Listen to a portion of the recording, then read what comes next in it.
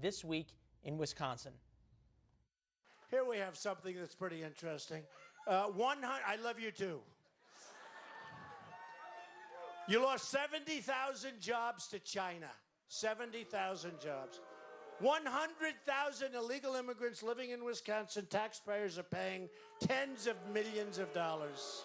We can't have China ripping us off, and Mexico and Japan and Vietnam. We can't have it. We can't have it. And they are ripping us like they've never ripped anybody before. We've rebuilt China. Gene Marks, small business owner, consultant, writes a daily column for about small business for the Washington Post. He joins us now. Gene, appreciate you being with us. First things first, you endorsing anybody yet?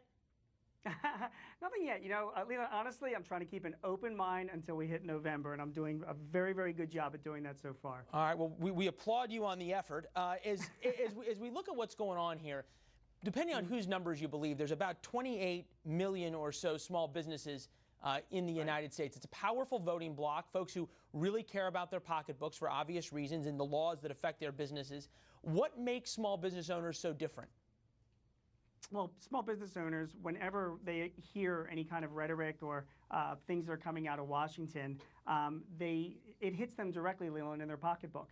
So whenever Washington comes back with more regulations, they do things with health care, when they talk about any type of new taxes, when you're a small business owner, it's not like you can just turn on a switch and increase your revenues. Usually those things are going to come right down and hit your P&L.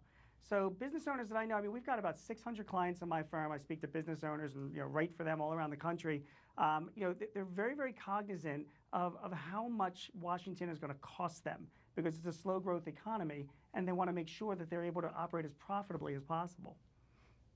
All right. Now, as you listen to Mr. Trump and not only do that, but read his website, you've come out with a column that basically says, as a small business owner, specifically you, Mr. Trump's tax plan is the best. But as we've seen over the past 4 days on the issue of abortion, on other issues in the past, this sort of flip-flop and iterations of Trump's opinion and proposals that seem to go back and forth all the time. Are you worried a little bit that, all right, this is what he says today, but if he gets elected, he may do something else tomorrow? And for that matter, he's never actually gotten anything done in the political world. So how is he going to ram through his Trump tax plan?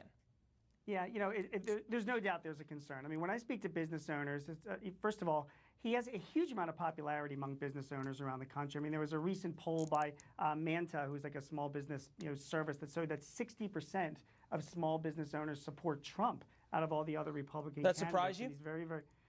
It does not surprise me at all. And I think the biggest reason why, there's really three big reasons. I mean, number one is when small businesses hear Trump, I mean, clearly it's obvious they connect with him, right? I mean, he's a business guy. He speaks no nonsense. He's not the typical politician from Washington. So when they hear him talk about stuff, they believe him, they connect with him, they feel that he is kind of part of them. So that's clearly the biggest thing that they connect with. Number two, though, is taxes. And I did write about that for the Washington Post.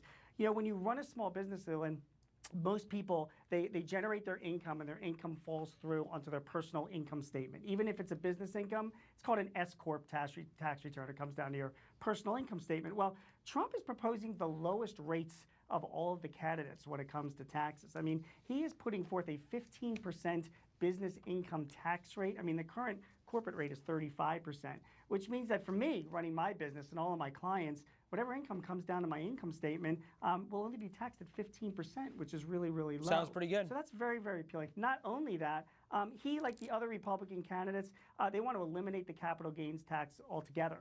So, Right. Whereas on the Democratic side, Bernie Sanders, Hillary Clinton, they want to keep it there. They even want to tax it at ordinary income.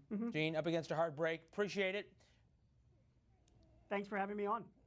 All right, Gene, thanks so much. And with that, we're going to move over to Ted Cruz, who is on the stage, Fargo, North